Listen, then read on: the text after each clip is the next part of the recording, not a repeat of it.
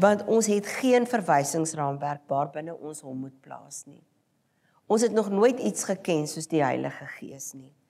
En daar maak ek nou self die fout, ek het gesê iets soos die Heilige Gees. Dis wat ons gewoonlik dink. Ons het baie miskonsepsies omtrent om ons het vir mekaar gesê dat John Bevere sê, hy is nie net die mees geïgnoreerde persoon in die kerk, hy is ook die mees misverstaande persoon. Want ons dink dikwels aan hom in terme van 'n krag, 'n misterieuse entiteit, 'n invloed. En selfs Jesus self het van hom gepraat as die vinger van God, en daarmee het hy bedoel, hy is die uitvoerende beampte. In die geskepingsverhaal sien ons dit, dat God die Vader was die argitek wat gevisioneer het. Jesus is die een wat gespreek het, maar die vinger van God, die hand of die arm van God, die een wat dit laat realiseer het, is die Heilige Gees. En daarom dink ons dikwels aan hom as hierdie misterieuse entiteit, en ons dink nie aan hom as 'n persoon nie, en daarom is dit vir ons 'n moeilike gedagte om 'n verhouding met hom te hê en selfs met hom te kommunikeer. Ek weet in my eie lewe is ek geneig om met die Vader te praat en ek praat met Jesus. Maar dit is amper of ek myself moet instel daarop om ook met die Heilige Gees te praat. So as ons dit dan nou sou doen, as ons vir mekaar sou sê dat ons fokus eerder net op die Vader en op Jesus en ons ignoreer vir alle praktiese doeleindes die Heilige Gees, dan mis ons uit op 'n baie intieme verhouding wat die Vader bestem het dat ons sou hê. Want die Heilige Gees is nie sommer maar net hierdie misterieuse, mystieke entiteit nie. Die Heilige Gees is 'n persoon.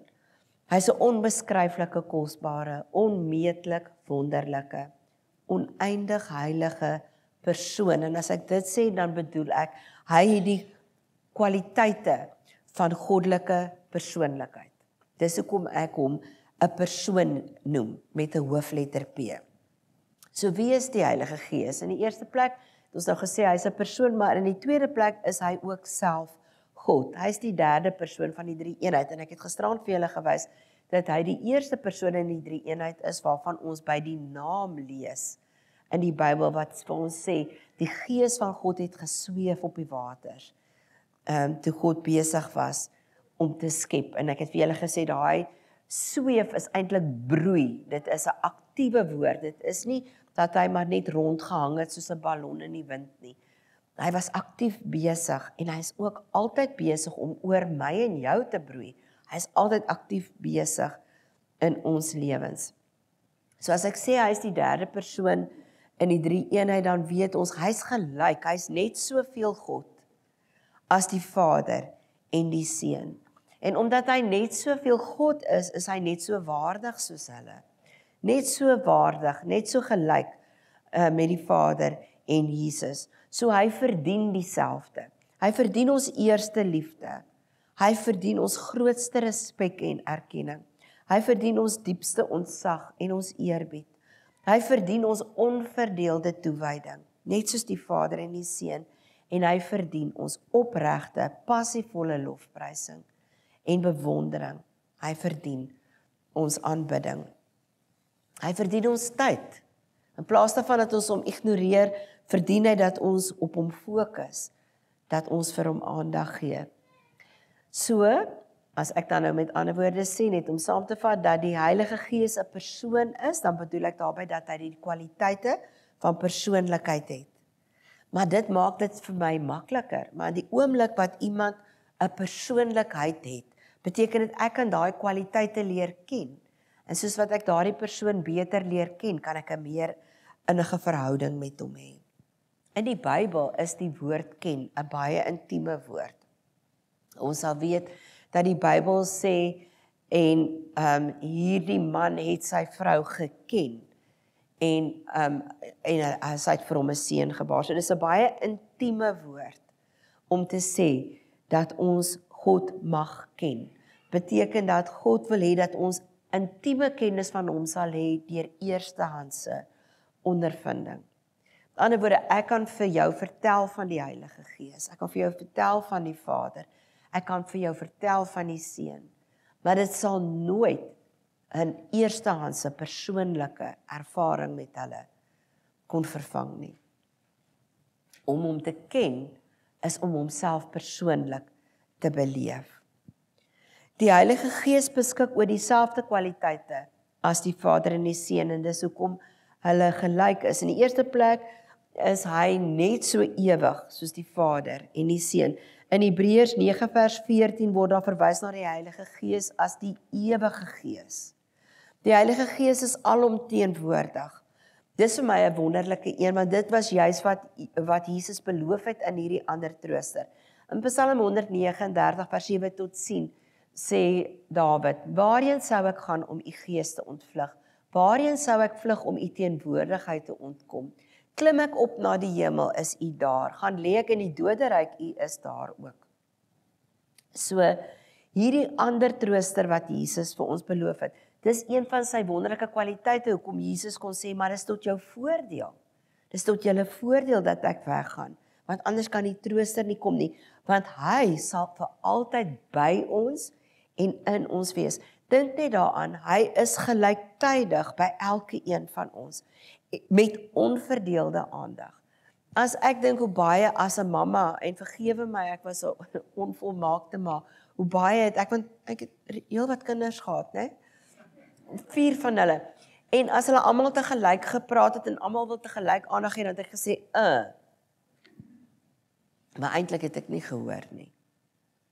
En vandag doen ek dit by die skool, ook as daar 5 kindertjies om my staan, miem, en hulle wil al 5 vir my iets vertel, dan sê ek ook, go sit down. Want ek kan net na een op 'n slag luister. Maar die wonder van die Heilige Gees is, dat hy luister nooit met 'n halwe oor na jou nie. Jy het altyd sy volle aandag. Hy kan by elkeen van ons eweveel wees, en jy is nie die Heilige Gees se afskeepkind nie. Die vyand sal so graag wou hê, dat ek en jy dit moet dink. Dat ek en jy die ou afvlerk afskeepkindjie is. Die ou swart skapie, vir wie hy verduur, in plaas daarvan dat hy gretig is, om ook met jou 'n intieme verhouding te hê. Die Heilige Gees is nie net alomteenwoordig nie, hy is ook almagtig. In Lukas 1 vers 35 sê die engel van Maria, die Heilige Gees sal oor jou kom en die krag van die Allerhoogste. Met ander woorde, daar is nie een wat meer krag het as hy nie. Die krag van die Allerhoogste sal jou oorskadu. Hy sal oor Maria broei. Dieselfde Heilige Gees wat oor my en jou broei en ons 'n splinternuwe mens maak. Hy is ook alwetend. 1 Korintiërs 2 vers 10 en 11 sê die Heilige Gees deursoek alle dinge, ook die diepste geheimenisse van God. Hy ken al die geheime van God. God se hart is openbloot voor sy oë. Hy weet presies waarheen God met my en jou wil en waarheen God met my en jou op pad is. En dan sê vers 11, niemand ken die verborgde dinge van God nie, behalwe die Gees van God. Verder sien ons uit die Bybel uit, dat die Heilige Gees beskik oor denke, oor verstand, oor gedagtes. Want Romeine 8 vers 27 sê, God die Vader ken die bedoeling van die Heilige Gees, wanneer hy vir ons intree. Met ander woorde, hy ken die denke, hy ken die gedagtepatrone, hy ken die hart van die Heilige Gees. Hy weet wat die Heilige Gees bedoel, wanneer hy vir my en jou intree. Wat 'n gedagte. Dit is my die lekkerste ding as iemand vir my sê, ek bid vir jou. Dit is my die lekkerste ding. Dan dink ek, ag, dankie tog. Dit is so lekker om te weet. Wanneer laas het jy daaraan gedink, dat die Heilige Gees vandag konstant vir jou ingetree het? In daai omstandighede wat vir jou moeilik was, daai tyd toe jy gedink het, joh, hierdie ding, ek weet nie. Die Heilige Gees vir jou ingetree, en hy het presies geweet, wat ek en jy nodig het. Hy is alwetend, en hy dink, hy het gedagtes. Psalm 139 praat van die gedagtes van God oor ons, wat meer is as die sand. As ek dink, waarmee word my gedagtes meeste van die tyd gevul, is dit gewoonlik my geliefdes. Ek is gedurig besig om aan hulle te dink, gedurig besig om hulle op te dra aan die Here. En om te dink dat dit is wat die Heilige Gees met my en jou doen. Hy's gedurig besig om gedagtes oor ons te dink, gedurig besig om met die Vader oor ons te praat.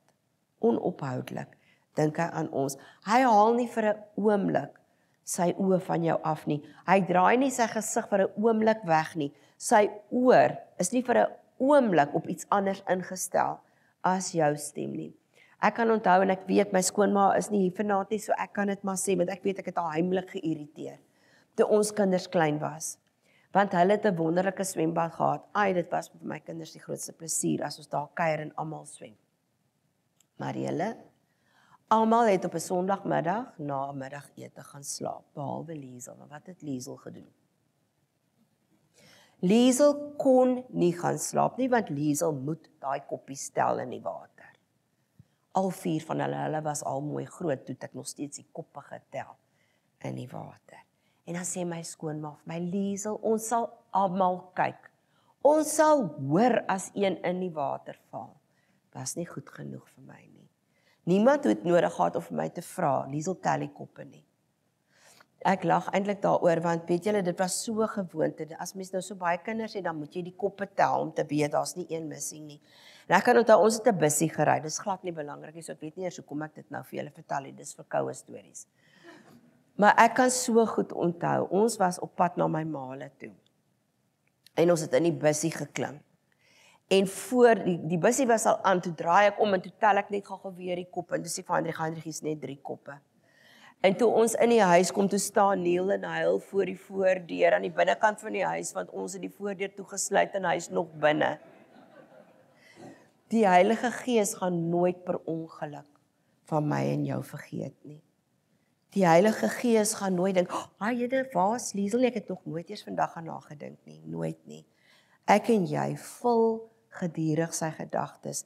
Dis soos die sandkorrels in die see. Hy dink gedurig aan ons. Sy oog is die heeltyd op ons.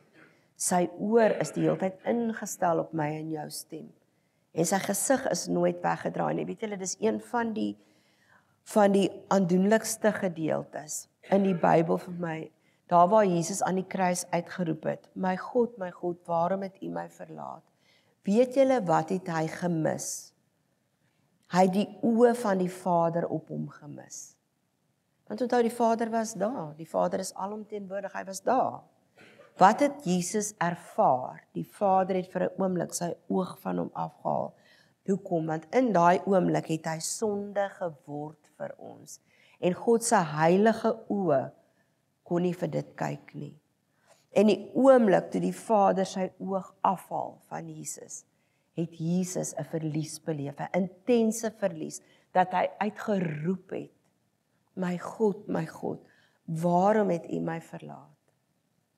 En dan is dit vir my so lekker om vir jou vanaand te herinner, wat sê die priesterlike seën vir my en jou? Dit beloof ons Sondag na Sondag na Sondag, dat die Here vir ons sê, hy sal sy aangesig oor ons verhef, hy sal sy aangesig oor ons laat skyn.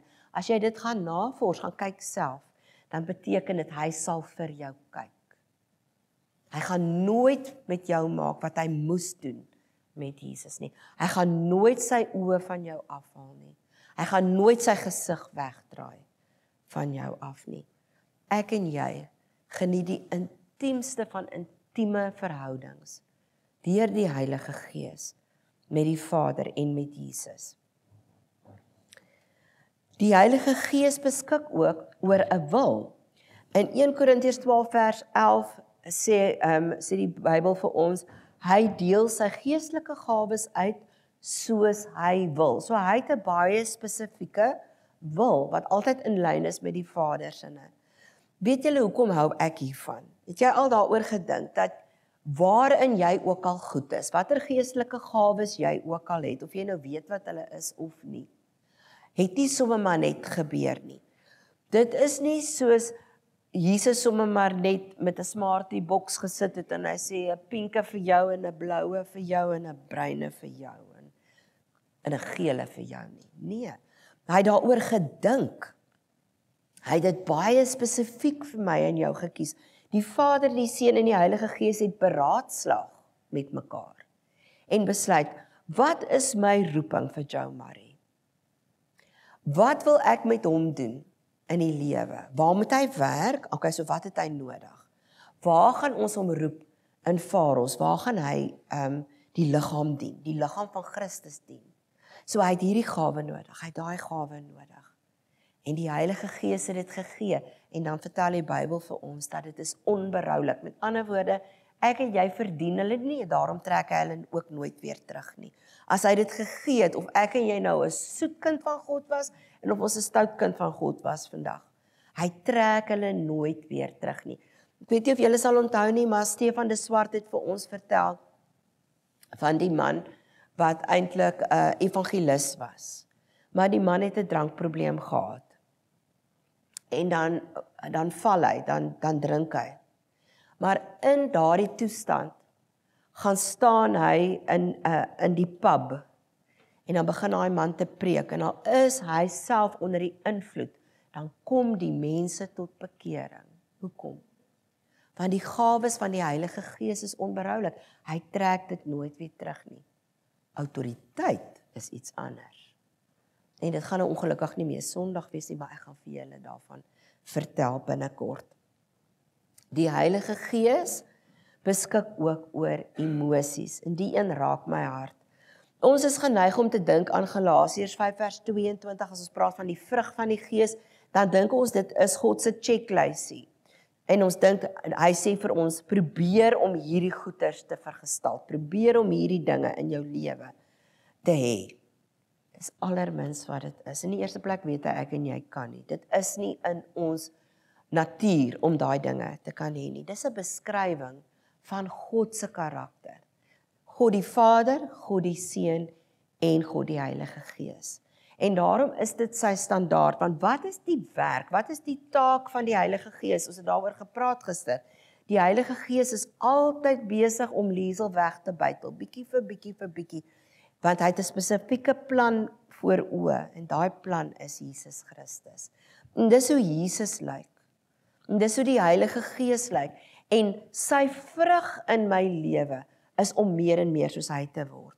Maar ek kan nou maar hoe mooi besluit, vandag gaan ek vol liefde wees. Vandag gaan ek vol blydskap wees. Gaan niks beteken nie. Dis die werk van die Heilige Gees, dis sy vingerafdrukke op my lewe. Want is eintlik 'n beskrywing van hoe hy is. Om te dink, liefde en blydskap is emosies wat die Heilige Gees ervaar oor my en jou. Ek en jy wek daai emosies in sy hart.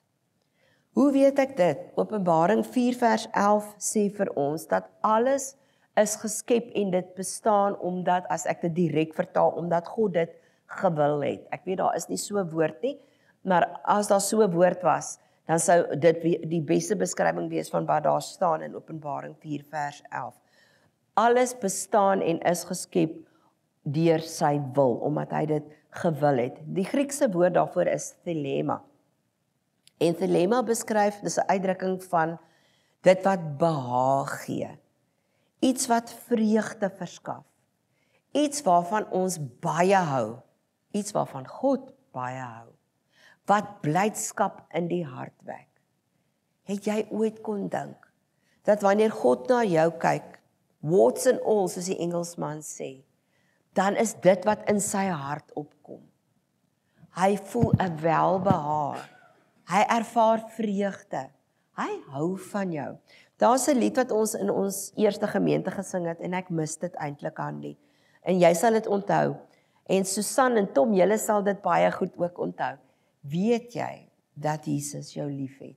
Weet jy dat hy baie van jou hou? Sommer net soos wat jy is.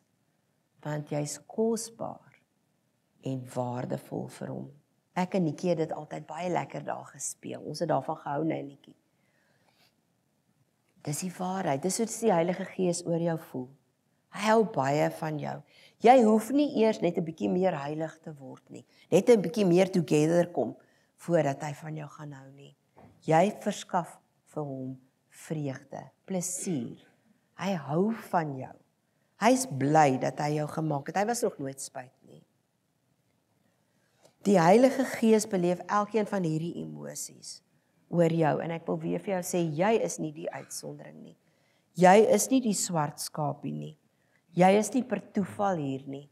Ook jy is gemaak omdat hy gehou het van jou, omdat hy gehou het van die idee van jou, en hy het besluit hoe jy sou lyk, en hy het besluit wat 'n gawes jy sou hê, en ek praat nie net van die bonatuurlike gawes van die Heilige Gees, hy het besluit, hierdie een sal mooi teken, hierdie een sal 'n wonderlike sin vir humor hê, hierdie een sal vinnig hardloop, daai een was nie ek nie. Hierdie een sal goed wees met balspel, okkie ekkie. Maar ek het ook my dinge, so het elke een van ons dinge. Galasiërs 5 vers 22 sê, hy is geduldig. Hy word nie vies en geïrriteerd soos ons partykeer word nie. En partykeer dink ons wil hom vermy, want ons dink hy is vies en geïrriteerd met ons. Hoekom? Omdat ons mense so ken, omdat ons vaders so ken, en moeders so ken. En dan dink ons, maar ek weet, as ek droog gemaak het, moet ek maar eerder wegbly, moet ek maar eerder draaie rondom hierdie persoon loop. En dan dink ons, hy seker ook so. So as ek droog gemaak het, dan vermy ek hom. Maar hy is geduldig, hy is nie vies en geïrriteerd nie. Hy is nie buierig of kort van draad nie, hy is vriendelik. Hy is goedhartig, hy is sagmoedig. Julle weet, ek is so lief vir die Passion Translation. Hoor hoe mooi sê Psalm 145, vers 8 en 9 in die Passion Translation. You're kind and tender-hearted. Jy al ooit so gedink aan die Heilige Gees, dat hy gaaf is en dat hy 'n sagte hart het. To those who don't deserve it. Nie net teenoor die mense wat oulik is in ons oë nie, nie net teenoor die mense wat so together is soos wat ons dink ons behoort te wees nie. Nee, to those who don't deserve it. And very patient with people who fail you. Dit beteken ek ook, want ek faal hom daagliks. En ek sê dit so gereeld vir hom. Ai Here, ek het vanoggend werk toe gery en vir hom gesê, vandag Here, maak ek so staat op U, maak my geduldig, maak my liefdevol, maak my dit, maak my dat. En dan gaan ek huis toe en sê vir hom, ai Here. En ten spyte daarvan, dat ons hom faal, is hy geduldig, en het hy 'n sagte hart vir ons en teenoor ons. Your love is like a flooding river. Nie net 'n rivier nie, een wat sy banke oorstroom. Overflowing its banks with kindness. God, everyone sees your goodness. For your tender love is blended into everything you do. Ons dink nie altyd so nie.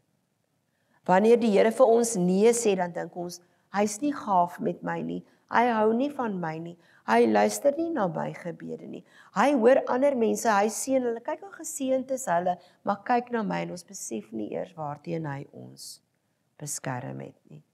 Ons besef nie eens, dat selfs in sy nee, is gaafheid, is goedheid, ingeweef soos 'n goue draad nie. Hy's gaaf, sagge aard, geduldig, liefdevol, teer en sensitief. Dan sê Galasiërs 5 vers 22, hy's getrou. Hy gaan my en jou nooit in die steek laat nie. Hy gaan ons nooit deur sy vingers laat glip nie. Mense doen dit partykeer mense wat ons dit die minste van verwag. Hoekom? Want geen mens kan wees wie hy is en wees soos wat hy is nie. Alle mense het voete van klei. Ek gaan ook dalk jou verjaarsdag vergeet. Ek gaan dalk ook vergeet om by jou in te check toe jy siek was. Ek gaan dalk ook vergeet om vir jou 'n boodskapie te skryf en te vra, hoor hoe dit gegaan met jou operasie. Want ek het net voete van klei, ons almal het. Maar die Heilige Gees gaan jou nooit in die steek laat nie. Hy is nederig en ons sal sien dat hy altyd die fokus, ons oë fokus op Jesus, nooit op homself nie. Al verdien hy dit. Is dit nie interessant nie? Ons het net nou gesien, hy verdien ons aandag. Hy verdien ons bewondering, hy verdien ons aanbidding. En tog is hy permanent besig om ons oë te fokus op Jesus en om Jesus te verheerlik. Ek dink dis omdat die Vader en die Heilige Gees so trots is op Jesus. Ek is mal oor die vers wat praat van die seun wat in die boesem van die Vader is. Daai een wat in sy hart ingekruip is. Ek dink is omdat die Heilige Gees ook so oor Jesus voel. Is hulle konstant besig om te sê, kyk vir Jesus, verheerlik vir Jesus. En hy draai die aandag weg van homself af, al verdien hy dit. Die ou vertaling sê, hy is sagmoedig. Ek is mal oor die Spirit-Filled Life Bible se verklarende aantekeninge hieroor, wat sê, sagmoedigheid kan beskryf word as geweldige krag, onder volkome beheer. Wat beteken dit? Dit beteken dat God sou in sy heilige woede, en hoekom is dit heilig? Want dit sou regverdig gewees het, so dis heilige woede. Ek en jy ken nie heilige woede nie. Ons ken net selfsugtige woede wanneer ons nie meer verloor. Maar as dit kom by sonde, het God 'n heilige woede.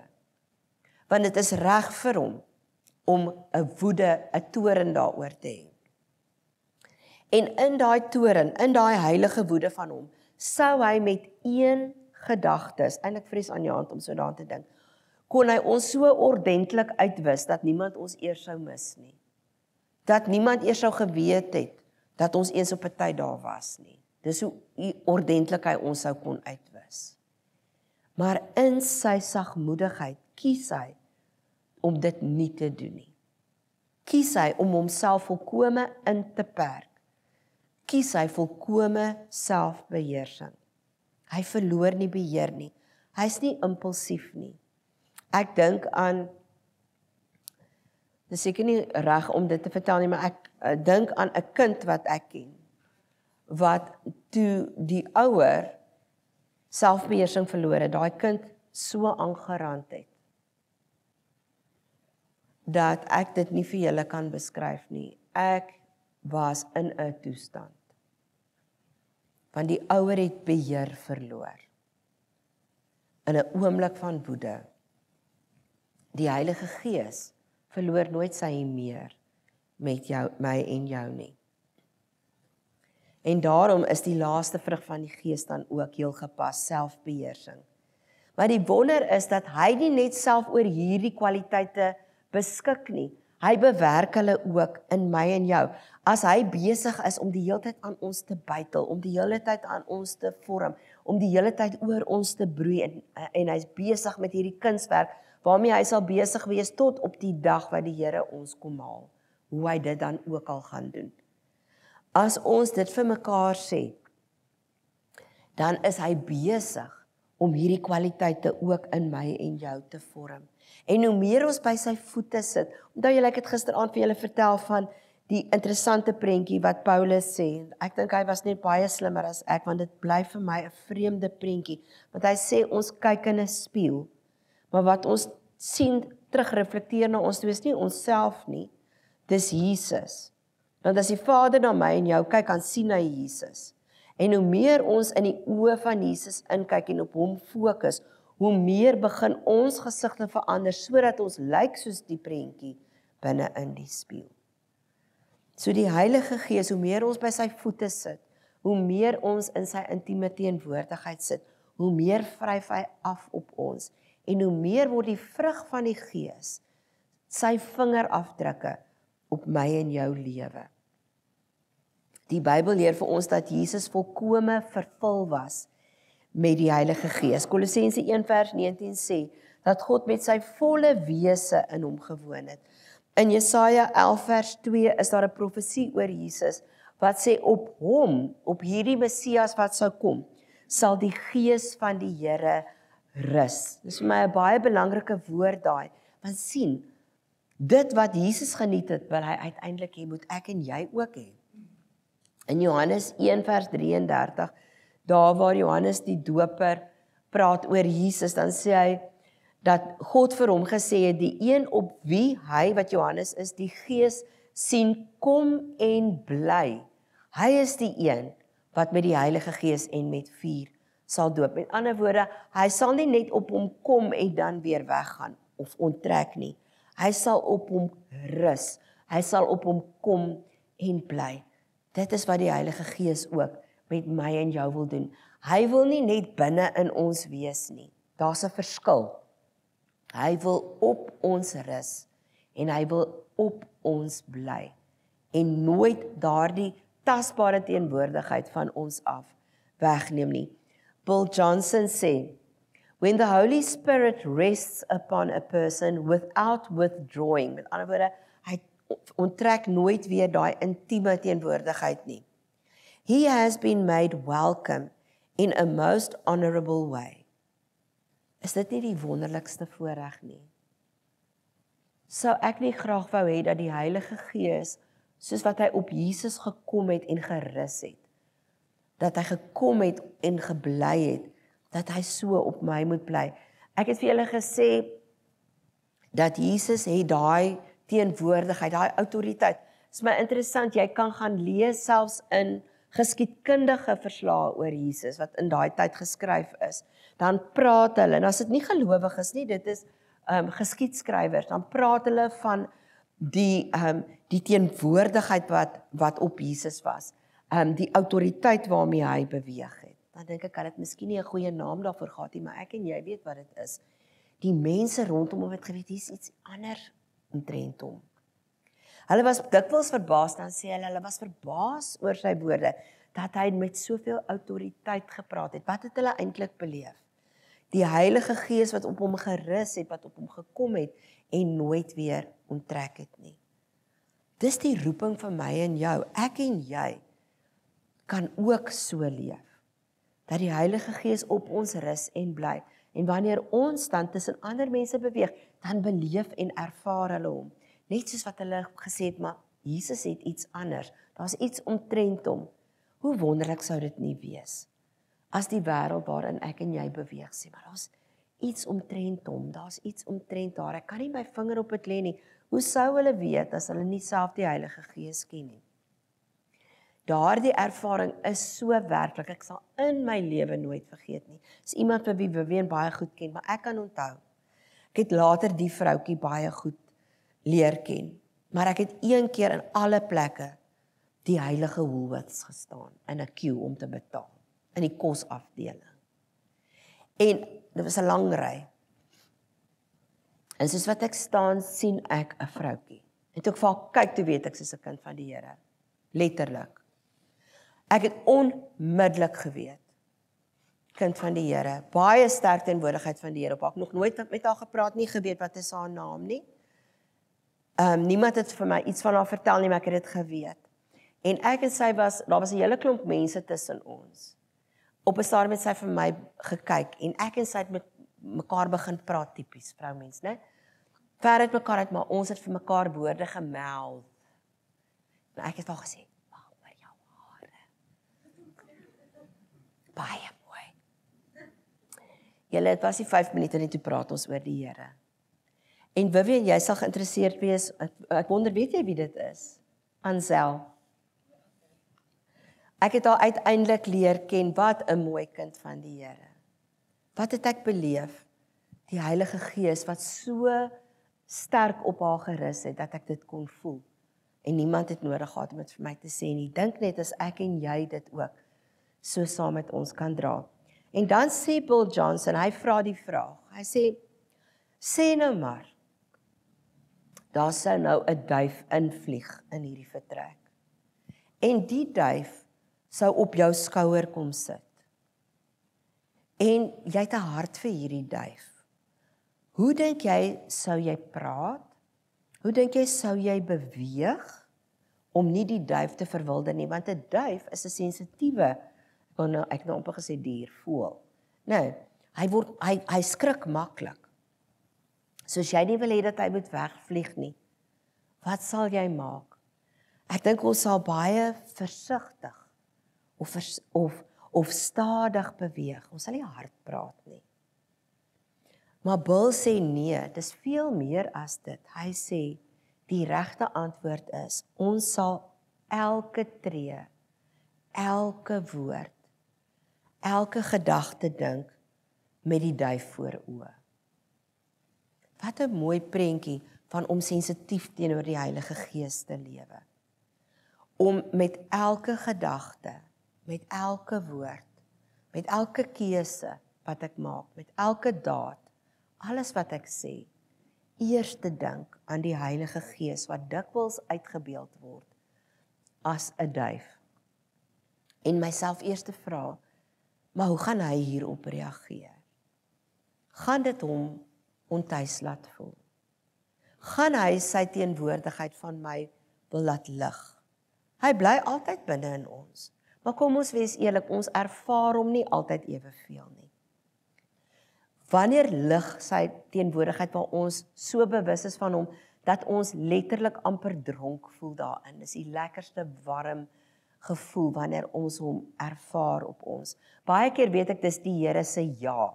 As ek vir iets bid, want mense sou nou wonder, maar hoekom is dit nodig om dit te voel? Baie keer as ek vir iets bid, weet jy hoe weet ek, maar hierdie ding is die wil van die Vader. Somme in my kar terwyl ek ry, sal ek voel, hier kom sit hy op my. Dan weet ek, Here, nou is ek opgewonde, maar nou het ek gevra wat U wil hê. So ek weet dit gaan gebeur. Die teenwoordigheid, die warmte van sy teenwoordigheid is op my. Hy begeer dat dit altyd op my sal wees. Hy begeer om nooit terug te staan nie, nooit dit van my te onttrek nie. Maar dan het ek nodig om hom te ken en in gedagte te hou met elke woord, elke gedagte, elke keuse, elke daad. Jesaja 11 vertel vir ons baie van die Heilige Gees.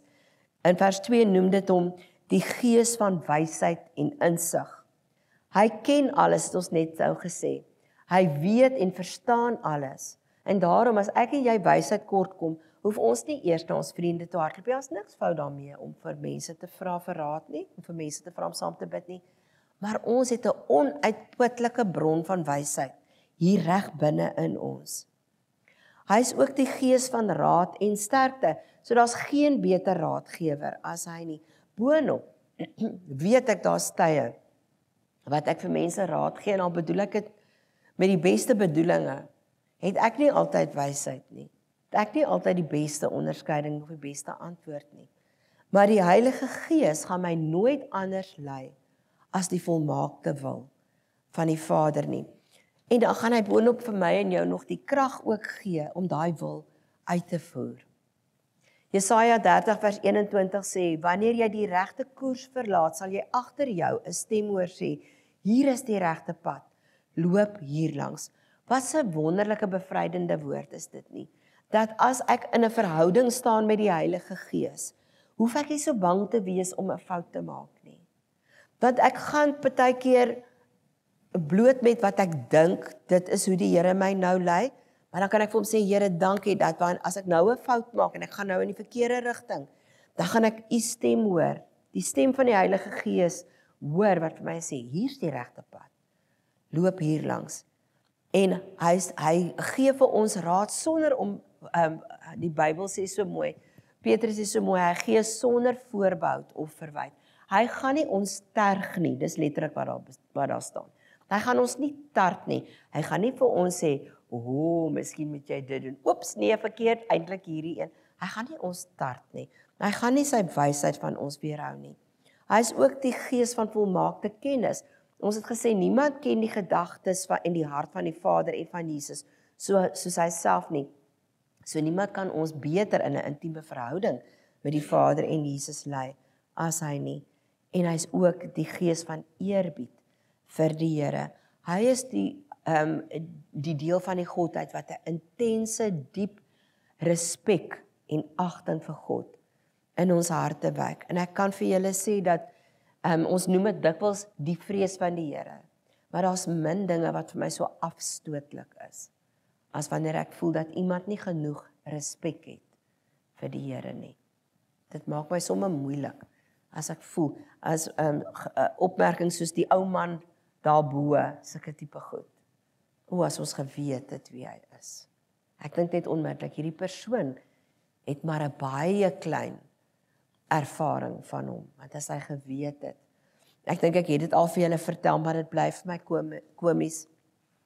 My en Heinrich se swaar, my suster se man Christo, en ek weet hier's van ons vriende wat saam met hom en Heinrich in Israel was, so hulle sal nou die storie geniet.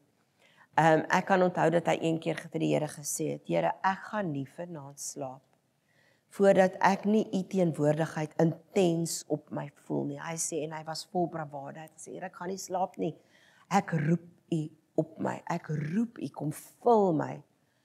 Hy sê, en hy het nog so gebid, en die volgende oomblik het hy gevoel, hoe dit so swaar op hom druk. Hy sê, hy het nie bed toe geloop en in sy bed geklim nie, hy het geleopard krol. En hy het ingeseil tussen die doewy en die laken, en die doewy getrek tot onder sy oë en baie stil gelê. Hoekom? Want as ons weet hoe groot God is, kan ons nie anders as om die diepste respek vir hom te hê nie. Laat my dink aan wat Jesus oor Nasaret gesê het. Jesus het gesê, toe hy in Nasaret was, 'n profeet word nie in sy eie land geken nie. Wat interessant is oor daardie verhaal is, dat eers het Jesus gepraat en hulle het na hom geluister en dan sê die Bybel, hulle was verwonderd, hulle was verslae oor sy woorde. Maar net die volgende ding, die oomblik toe hulle absoluut verwonderd was oor sy woorde, net die volgende gedagte was, die een het gesê, was dit nie Josef se seun hierdie nie? Sê hulle, ja, dit is natuurlik is Josef en Maria se seun. En toe ag hulle hom nie vir wie hy was nie. Wat was die uiteinde daarvan? Jesus het nie daar baie wonderwerke gedoen nie. As ons nie 'n eerbied het vir hom nie, as ons nie 'n diepe respek en 'n ontzag vir hom het nie, moet ons nie verwag dat hy groot wonderwerke deur ons sal doen nie. Want ook die Heilige Gees manifesteer net daar waar hy gerespekteer word en waar hy geminag word, sal ons hom nie ervaar nie. Efesiërs 4:30 sê, en moenie die Heilige Gees van God bedroef nie, want hy het julle as die eiendom van God beseël met die oog op die verlossingsdag. Ons sien dat die Heilige Gees die kapasiteit van intense emosie het. Nie net hy het emosies nie, hy het intense emosies, want wat is droefheid? Droefheid is intense emosionele pyn, spesifiek van iemand wat intens liefhet.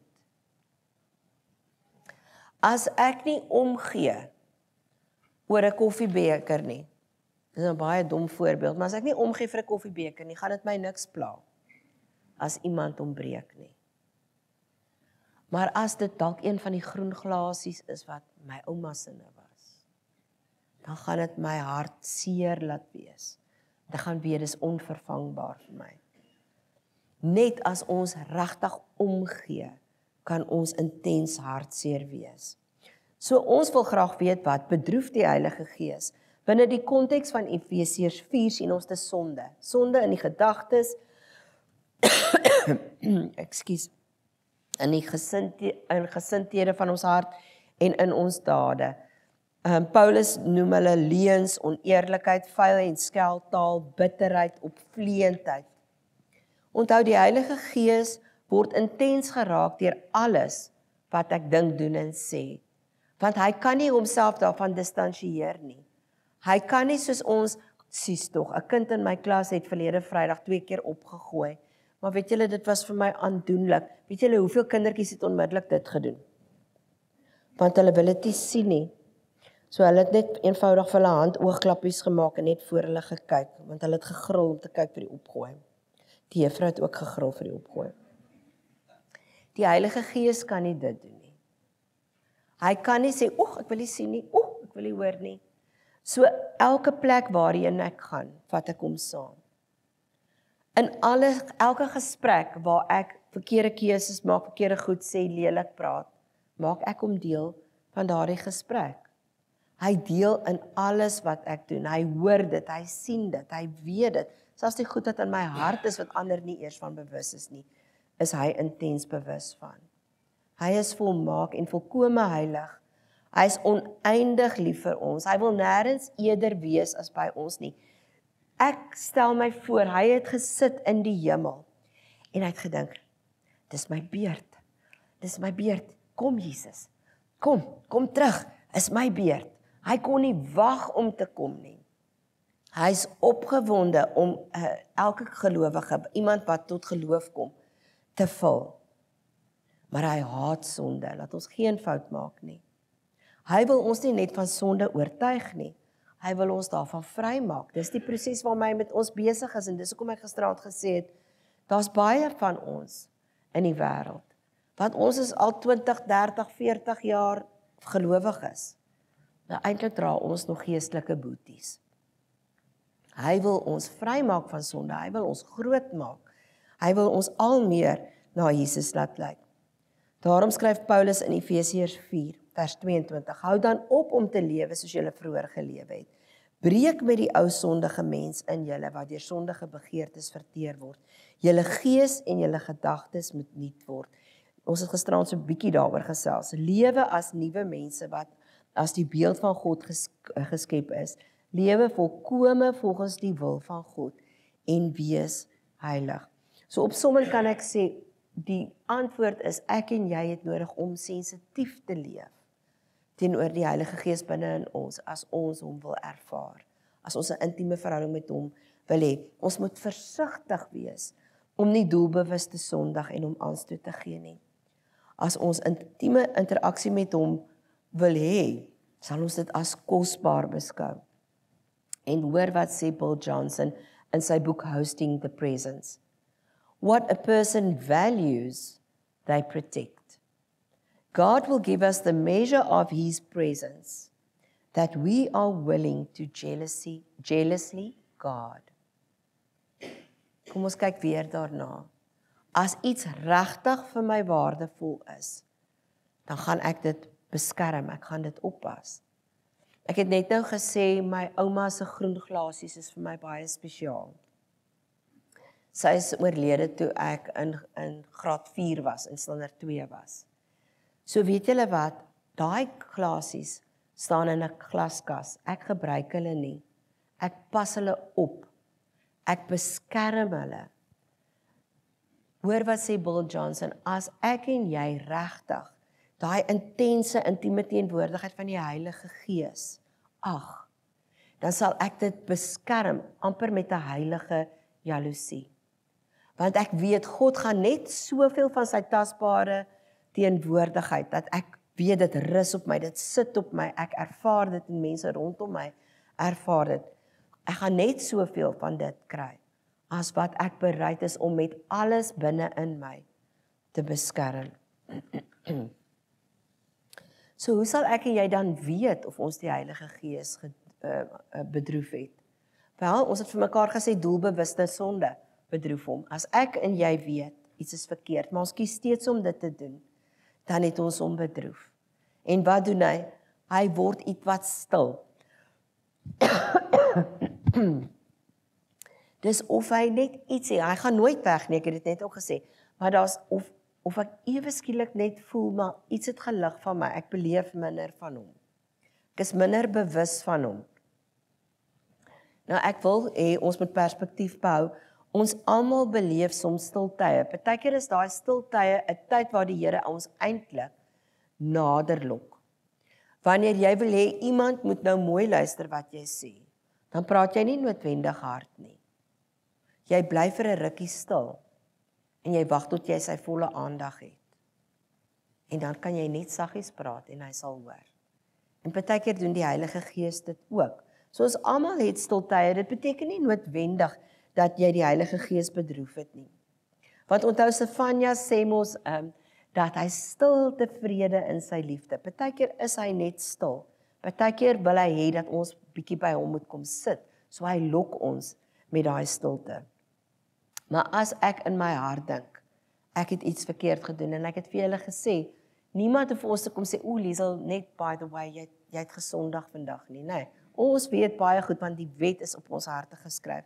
Vra vir hom, Here, het ek iewerster u hart verloor? Het ek iewerster u bedroef? En dan luister jy baie mooi en onderskei tussen om oortuig te word en aangekla te word. Ek het dit al van tevore vertel, so ek gaan dit baie vinnig vertel, maar ek kan selfs onthou waar ek gery het. Ek kan onthou, dit was in ons eerste gemeente.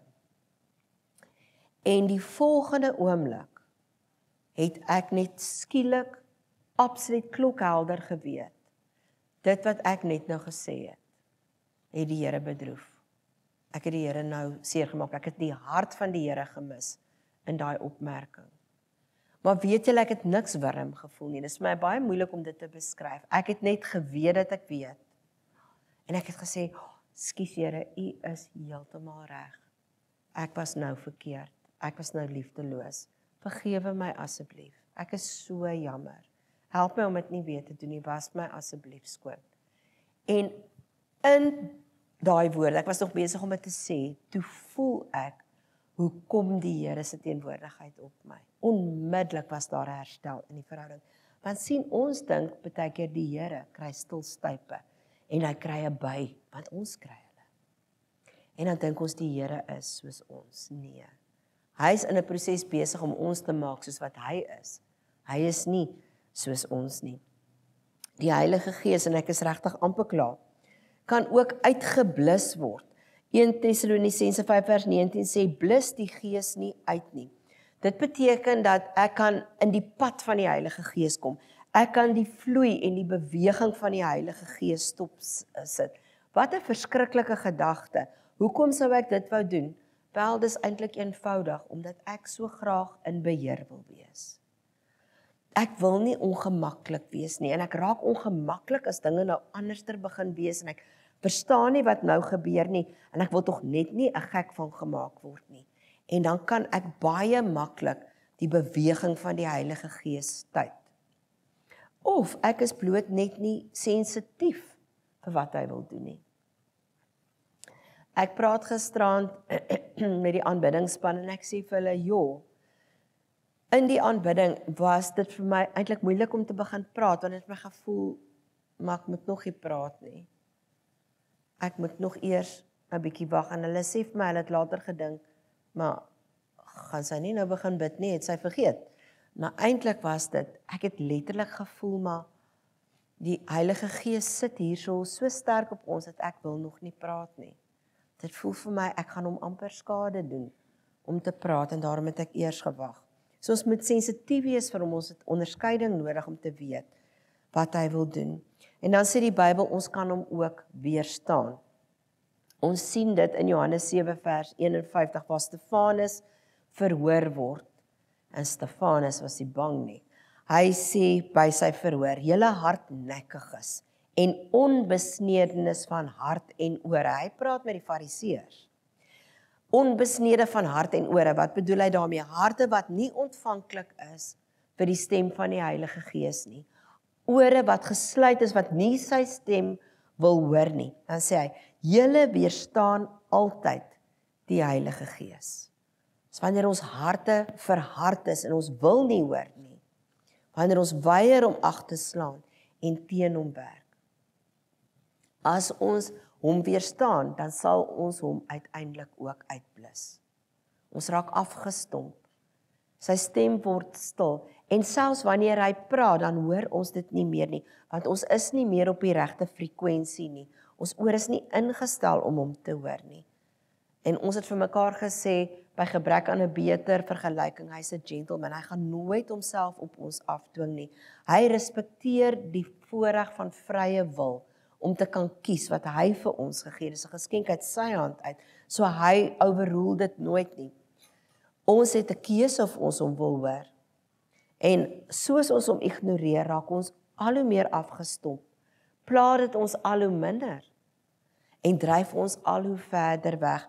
Ek hou nie daarvan om dit te sê nie, want ek het so bewondering vir Dawid, en ons kan so baie by hom leer, en ons gaan, juis in ons volgende sessie, gaan ons 'n bietjie kyk na Dawid. Hoekom was Dawid 'n man na God se hart? Want Dawid was allermins 'n volmaakte man. Tog noem God hom 'n man na sy hart. Hoekom? Dieselfde Dawid, wat iets verstaan het van aanbidding, wat ons nog leer. Daai selfde Dawid het by tye van die Here af weggedwaal, dat hy eintlik baie min van die Here ervaar het.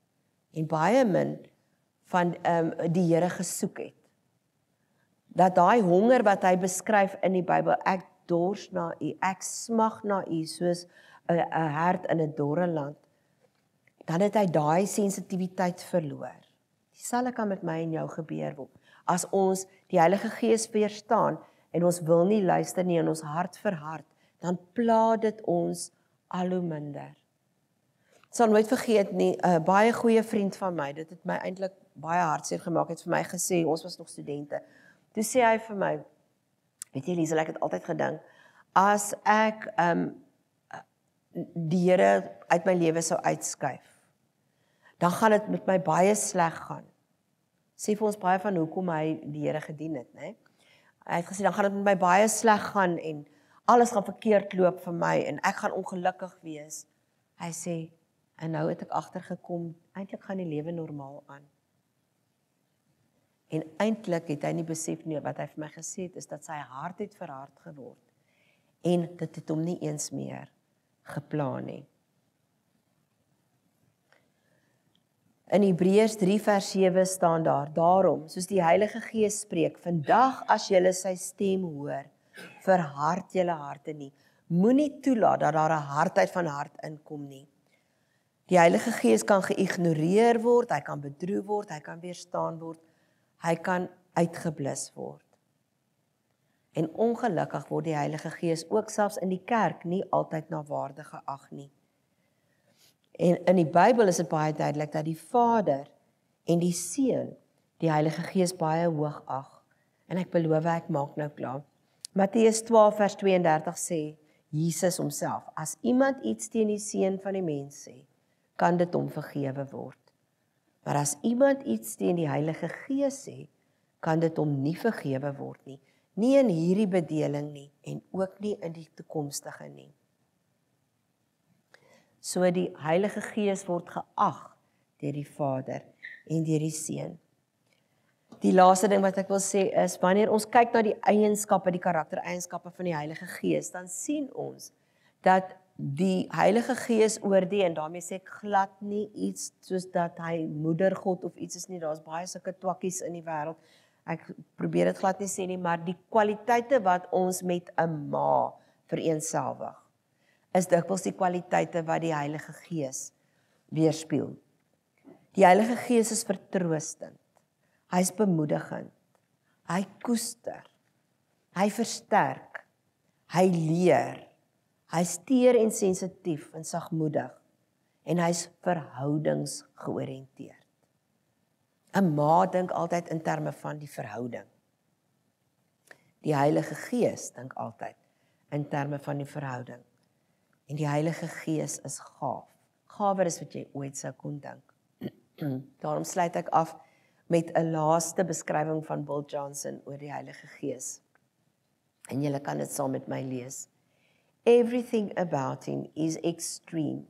He is overwhelmingly good, awe-inspiring to the max, and frighteningly wonderful in every possible way. He's powerful yet gentle, both aggressive and subtle and perfect, while embracing us in the midst of our imperfections. There is no greater privilege than being a host to God Himself. Neither is there a greater responsibility. Yet few are aware of the assignment to hosting, die roeping om 'n wessel te wees waarop hy permanent en konstant kan rus en nooit wegtrek nie. Fewer yet have said yes. In ons volgende sessie, wat dan nou lyk dit vir my, dat ek nou nie hardkoppig wees nie, dan nou Sondag is, gaan ons daaroor praat. Hoe sê ek en jy vir die Heilige Gees ja? Ek soek dit, Here. Ja, Heilige Gees, ek soek daai teenwoordigheid. So kom ons bid saam. Heilige Gees, dankie vir u mooi hart. Dankie vir u koestering, u liefde, u warmte. Dankie dat u altyd besig is om ons in 'n dieper verhouding met u in te begelei. Dankie dat u altyd ons beswil op u hart het. Dat u miljoene gedagtes oor ons dink elke dag. Dat u nooit u oë van ons afhaal nie, nooit u oor vir ons toestop nie, nooit u gesig vir ons wegdraai nie. En dat u begeer om ons te vul met u volheid, net soos wat u vir koning Jesus gevul het met u volheid. Dat u begeer om op ons te rus en nooit van ons te onttrek nie. O Heilige Gees, ons soek dit. Ons wil dit so graag hê. Kom begelei ons daarin. Vergewe ons al die kere wat ons u bedroef het, waar ons u weerstaan het, waar ons u uitgeblus het, Here, waar ons u vloei gestop het, waar ons in beheer wou wees in plaas daarvan om beheer oor te gee. Vergewe ons en help ons, Here. Ek bid dit in die naam van Koning Jesus. Amen. Kom ons staan en dan seën ek ons weer eens met Paulus se wonderlike woorde wat sê: die genade van ons Here Jesus Christus is by jou en by my en by ons geliefdes. Die liefde van die Vader is my en jou erfporsie. Ons gaan dit nooit verloor nie. En die gemeenskap, die intieme teenwoordigheid van die Heilige Gees is by jou, in jou en op jou. Ontvang dit en gaan leef dit in hierdie wêreld. En gaan maak 'n verskil vir hom. Amen.